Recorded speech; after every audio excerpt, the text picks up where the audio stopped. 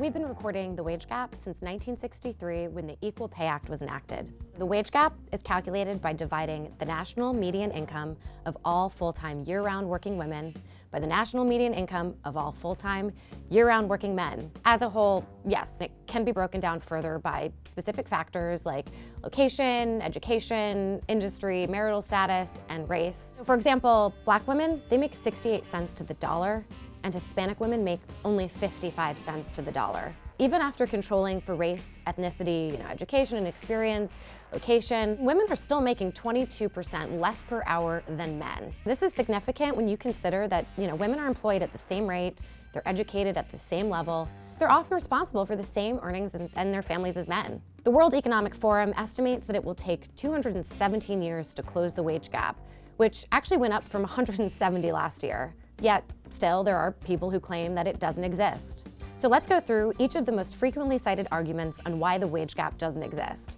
Spoiler alert, it does. Argument number one, women choose to work in lower paying jobs. So actually, this is an interesting thing. Studies show that when women become more educated and experienced and enter traditionally male-heavy jobs, the pay declines for the job overall. The reverse is true too. For example, computer programming actually used to be considered a woman's profession, but now it's one of the most lucrative career paths and is pretty much exclusively male. Women don't negotiate. That's a frequently cited argument. I've heard that they don't, and I've also heard that they do. I think a lot of women are very concerned that if they ask, they're not gonna be liked, or they're afraid that they're gonna rock the boat. That's largely because that's how women are socialized. According to a study that The Guardian did, women do negotiate as much as men. They're just less likely to receive them. We think this is due to what's called the double bind. Essentially, it's when women are perceived as acting outside of the social norm of how we would expect a woman to be. Women leave the workforce to have children. It's actually estimated that for every child a woman has, she still suffers a 5% wage penalty at work. So I actually want you to compare that to the fact that fathers earn 11% more than men who don't have children. Research has shown that employers are less likely to hire women with children compared to childless women. And if they do choose to hire a mother, employers offer a lower salary than they do to other women. Men have more education and experience. First, women actually are 60% of today's college graduates. We're the majority, but less than 22% of us are making it past middle management. Now, actually, it's been shown that when genders have more schooling, the wage gap actually widens for women. Closing the wage gap benefits everyone. It's not just about the women. For example, if women were paid equally by 2025, we would actually add $4.3 trillion to the US GDP.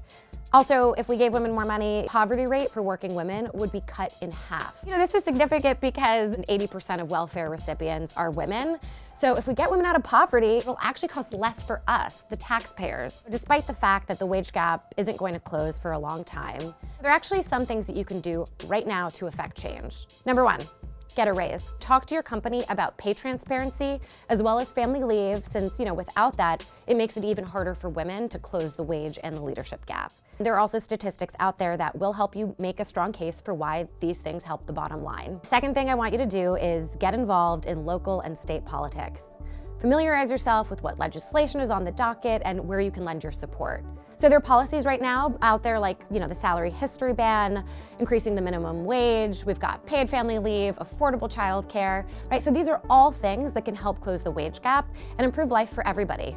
The last thing you can do is join Ladies Get Paid. So our mission is to close the wage and leadership gap, and we provide education to women to help them advance in their careers.